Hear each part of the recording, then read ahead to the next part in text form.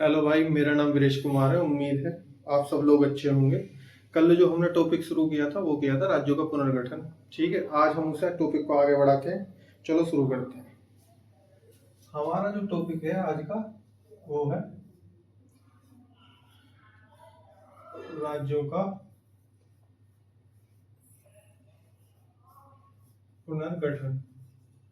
तो इसमें हम क्या करेंगे, अभी कल का जो हमने पढ़ा था थोड़ा सा उसे रिवाइज करेंगे।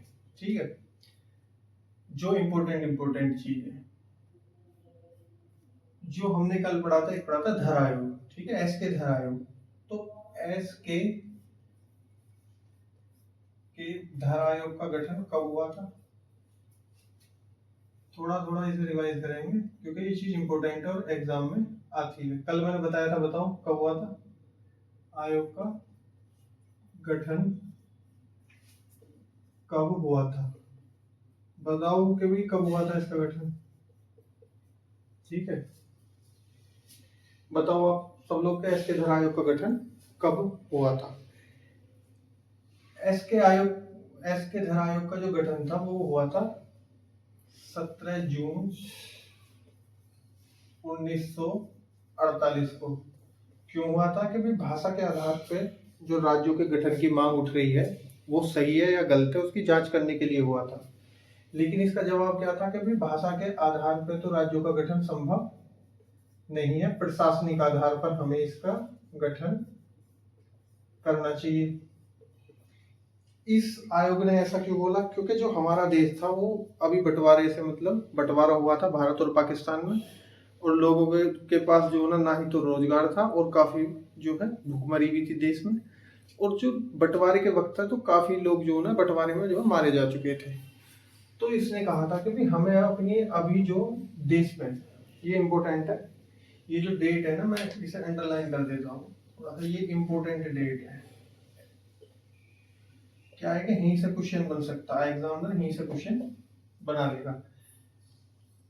तो इन्होंने कहा था, इस आयोग ने कहा था कि भाई हमें देश की राष्ट्र की एकता और अखंडता पे ध्यान देना चाहिए, ना कि अभी राज्यों को भाषा के आधार पर बांटना चाहिए। ठीक है, फिर इससे क्या हुआ, जैसे इसकी रिपोर्ट आई दिसंबर, मैं यहाँ लिख देता हूँ इसकी रिपोर्ट। इसने अपनी रिपोर्ट जो दी वो दी थी दिसंबर 1948। इसकी रिपोर्ट आने के बाद में जो है देश में काफी माहौल जो है उग्र हो गया। ज्यादातर जो राज्य थे जैसे कि आंध्र प्रदेश को ही लेकर जो है भाषा के आधार पर बहुत तेजी से मांग उठ रही थी। तो इसकी रिपोर्ट जांचने के लिए एक और समिति का गठन किया गया। उस समिति का नाम है जेवीपी समिति। कौन सी? जेवीपी, मैं ही लिख देता हूँ सब बड़े बड़े अक्षरों में, जेवीपी समिति। अब बताओगे इसका गठन कब हुआ था, जेवीपी समिति का गठन कब हुआ था। जेवीपी समिति का गठन 1900, लिख देता हूँ 1948 को ही कर दिया था संविधान सभा ने, दिसंबर 1948 को ही। कब किया था, कब हुआ था जेवीपी समिति का गठन? जेवीपी समिति का गठन दिसंबर 1948 को हुआ था। ये इंपॉर्टेंट है, इसे आप याद रखना, ये भी पूछा जा सकता और पूछा जाता। अब जेवीपी समिति में कौन था? जेवीपी समिति में जो थे वो जवाहरलाल नेहरू,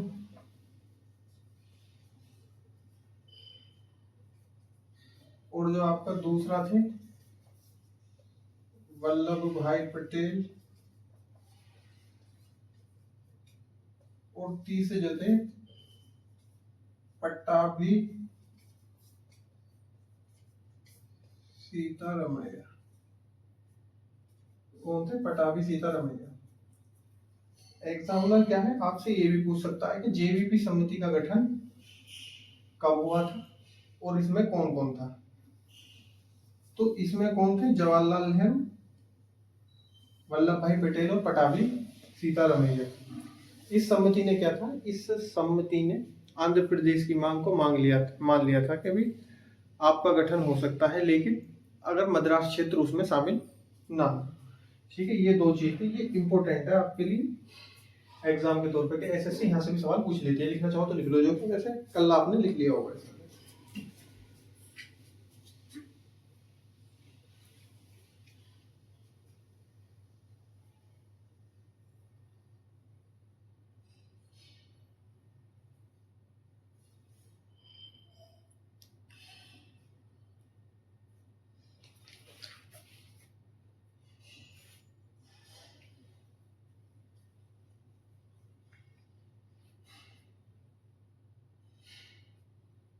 ठीक है, मैं इसे रफ करता हूँ।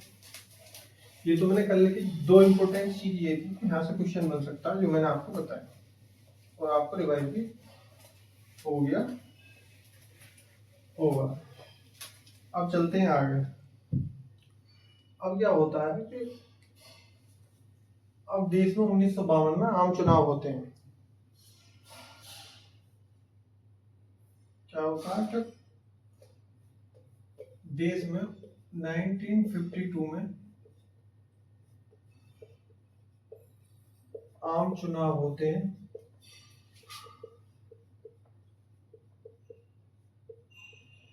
आम चुनाव होते हैं और इसमें क्या है, कांग्रेस जो है, जहां पर राज्य की सबसे ज्यादा, राज्य के पुनर्गठन, भाषा के आधार पर राज्य के पुनर्गठन की जो सबसे ज्यादा मांग उठ रही थी, वहां पर आंध्र प्रदेश का वो हिस्सा था। तो आंध्र प्रदेश में क्या होता है, चुनाव हार जाती है कांग्रेस।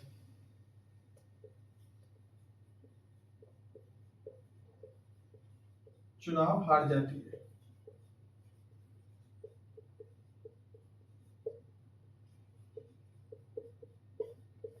हार जाती है।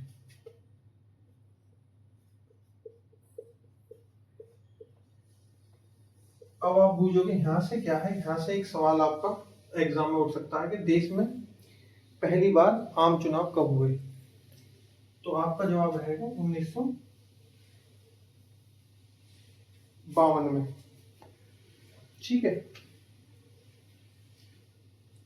अब क्या है कि यहाँ पे आते आते आम चुनाव के बाद देश में आंध्र प्रदेश के जो हिस्सा है उसमें क्या है कि मांग ज्यादा उठने लगती है। और यहाँ पे क्या होता है, कांग्रेस के नेता रहते हैं, कांग्रेस के स्वतंत्रता सेनानी, कांग्रेस के नेता हैं वो, और वो स्वतंत्रता सेनानी भी थे।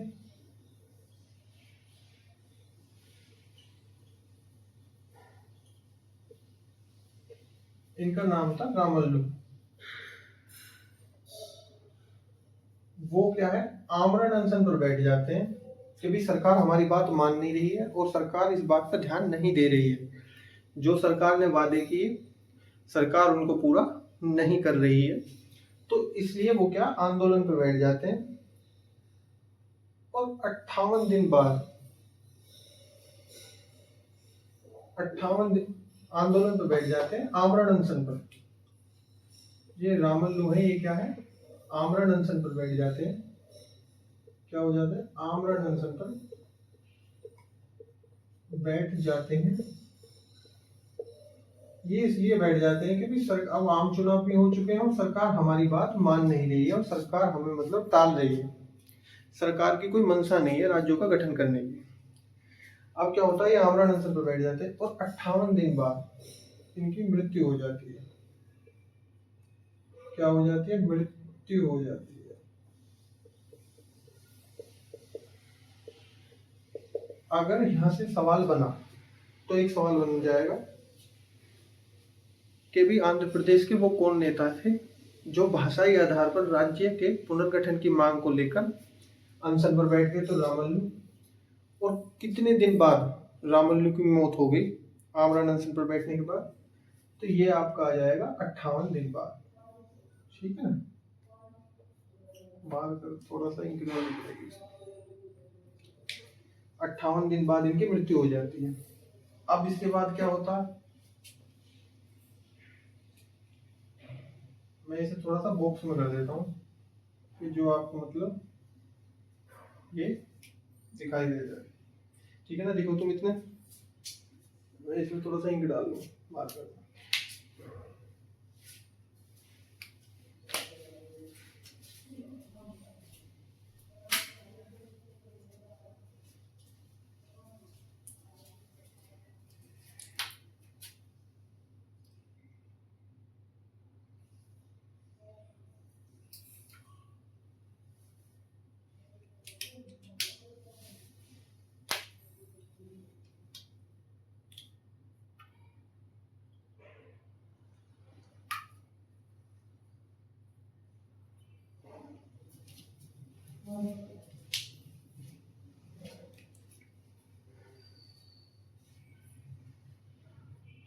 अब सरकार क्या करती है, जब रामल्ली की मृत्यु हो जाती है तो आंध्र प्रदेश में जो है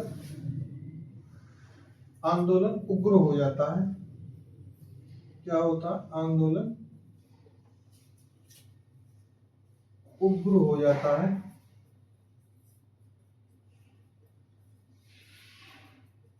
अगर लिखना चाहो तो कुछ लिख लो आप इसमें से, ठीक है। मैं थोड़ा साइड हो जाऊँ।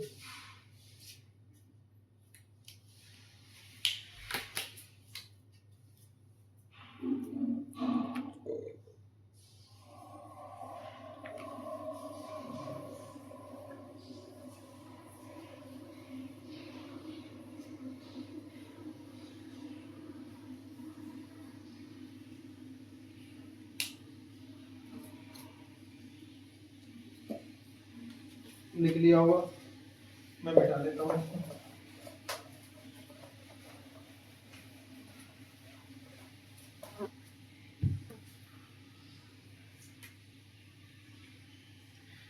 रामल्लू की मौत के बाद जब आंदोलन उग्र हो जाता है तो सरकार इसे देखते हुए 1 अक्टूबर 1953 को घोषणा कर देती है कि भाषाई आधार पर,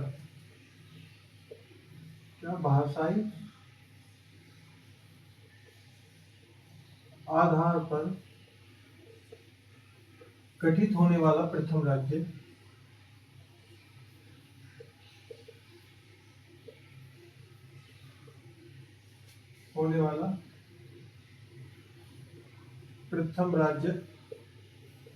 आंध्र प्रदेश है। आंध्र प्रदेश का भाषा के आधार पर प्रथम राज्य के तौर पर गठन कर देती है। अब एग्जामिनर आपसे सवाल पूछेगा यहाँ से कि भाई भाषा के आधार पर गठित होने वाला प्रथम राज्य कौन सा है, तो आपका जवाब रहेगा आंध्र प्रदेश। दूसरा आपसे एग्जामिनर जो सवाल पूछेगा कि भाषा के आधार पर आंध्र प्रदेश का गठन कब हुआ, तो आपका जवाब होगा 1 अक्टूबर 1953 1 अक्टूबर 1953 को भाषा के आधार पर गठित होने वाला जो प्रथम राज्य था वो आंध्र प्रदेश था। अब क्या होता है कि आंध्र प्रदेश के गठन के बाद देश के कई हिस्सों में से भाषा के आधार पर राज्य के पुनर्गठन को लेकर मांग जो है बढ़ने लगती है। इसको देखकर सरकार क्या करती है, इसके बाद राज्य पुनर्गठन आयोग का गठन कर देती है। जवाहरलाल नेहरू क्या काम करते हैं,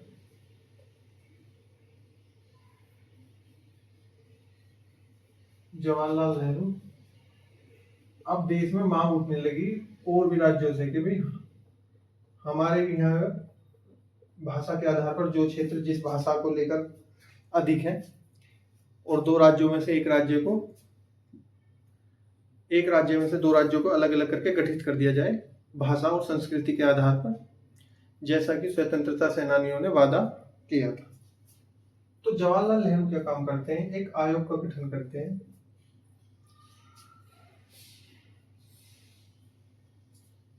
जो था राज्य पुनर्गठन आयोग गठित करते हैं जवाहरलाल नेहरू, और ये करते हैं आपका 10 अक्टूबर 1953 को।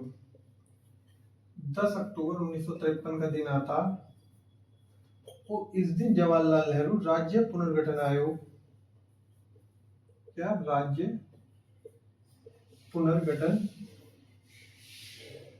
आयोग गठित कर देते हैं।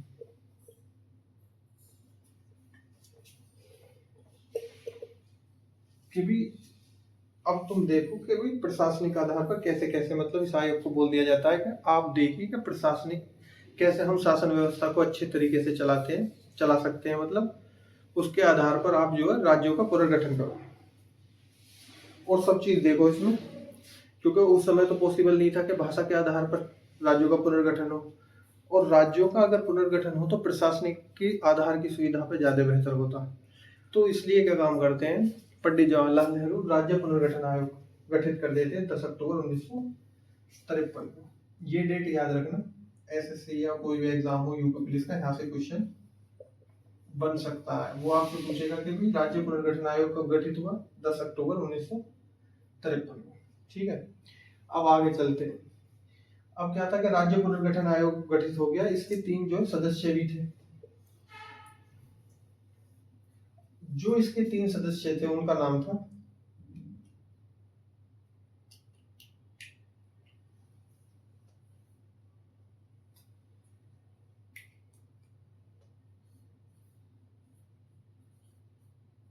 चलो पहले आप लिख देते, ये नीचे दिखाई नहीं देगा, मैं चलो ये लिख देता हूँ। एक तो फजल अली, क्योंकि ये दिखाई नहीं देगा आपको, फजल अली। दूसरे थे के एम पणिकर,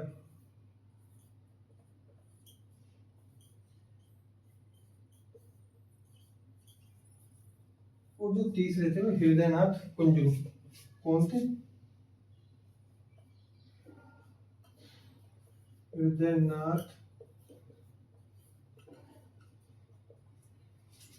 कुंजरू।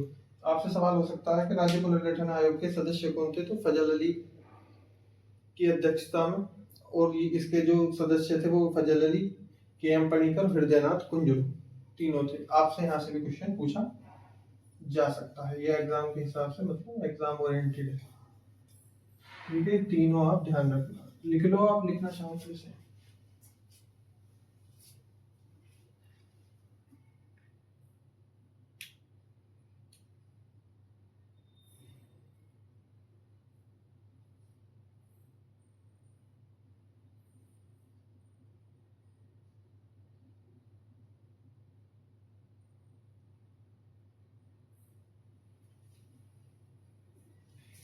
ये थोड़ा सा मैंने गलत लिख दिया, ये अगस्त 1953 है। मेरे ध्यान आ गया कि अक्टूबर 1953 को भाषाई आधार पर तो गठित जो आंध्र प्रदेश होता, माफ करना ये थोड़ा सा डेट में वो हो गई है, अगस्त।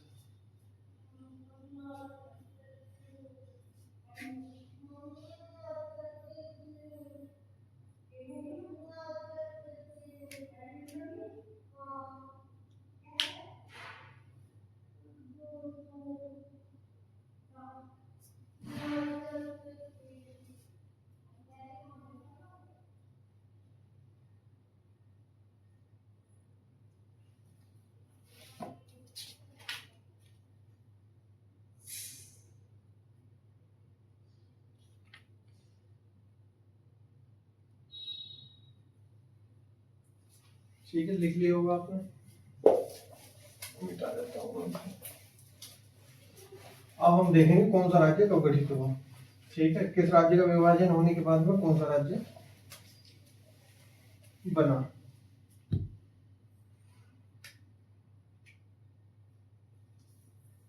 अब यहाँ पर लिख लेते हैं हम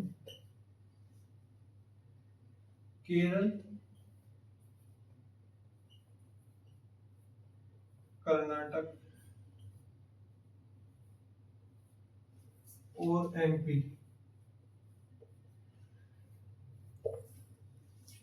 1 अक्टूबर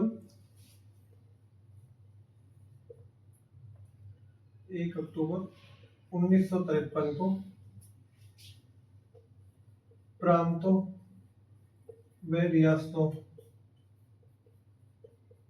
को मिलाकर बनाया।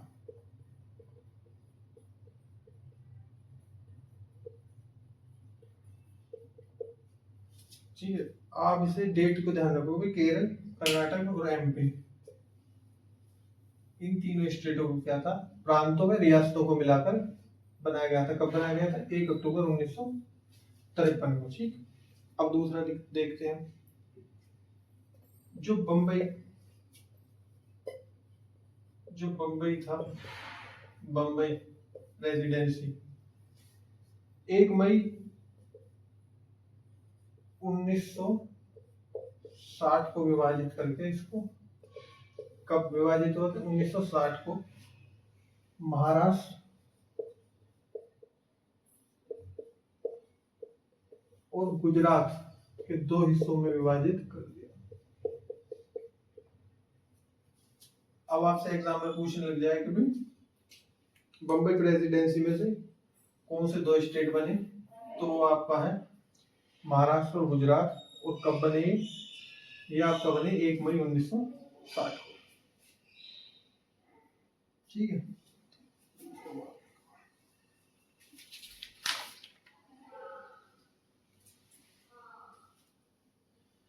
जो नागालैंड है आपका, नागालैंड का गठन दिसंबर 1963 को, दिसंबर 1963 को असम से अलग कर बना, असम से विभाजित। ठीक है, अगर आपसे एग्जाम में पूछे कि भी नागालैंड को किस स्टेट का हिस्सा था पहले और कब अलग हुआ, तो ये हुआ था दिसंबर 1963। अब आपका अगला है हरियाणा राज्य, इसे पंजाब से विभाजित किया गया। कब, किस राज्य से विभाजित किया? पंजाब से। और आपका कब विभाजित किया गया? 1 नवंबर 1966 को। एग्जामिनर आपसे ये पूछ सकता है कि भाई हरियाणा जो राज्य है वो किस राज्य से विभाजित होकर बना, तो वो था पंजाब से। कब बना? 1 नवंबर 1966 को। जो इम्पोर्टेंट है, ज्यादा इम्पोर्टेंट है मेरे हिसाब से, वो ये है कि जो सिक्किम राज्य है,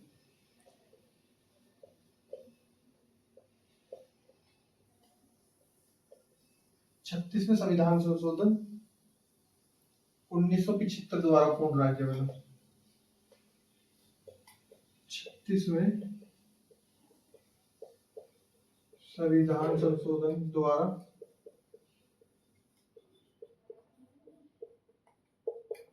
पूर्ण राज्य बनाए। ये इम्पोर्टेंट है ज्यादा। यहाँ आपसे सवाल पूछा जा सकता है कि भाई सिक्किम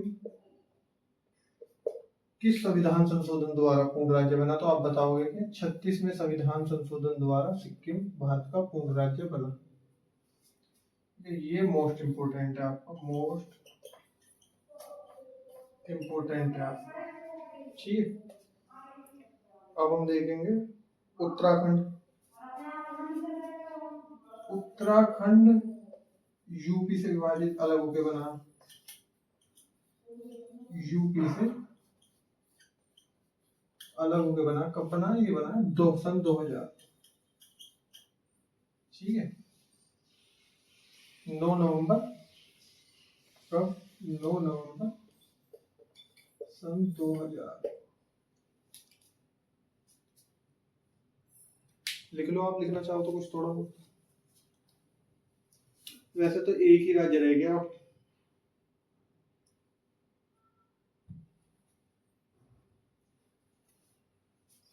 जो मैं पढ़ाऊंगा मैं सब एक राज्य बचा, तेलंगाना।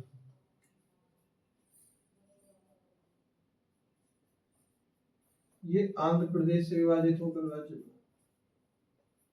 कब बना था?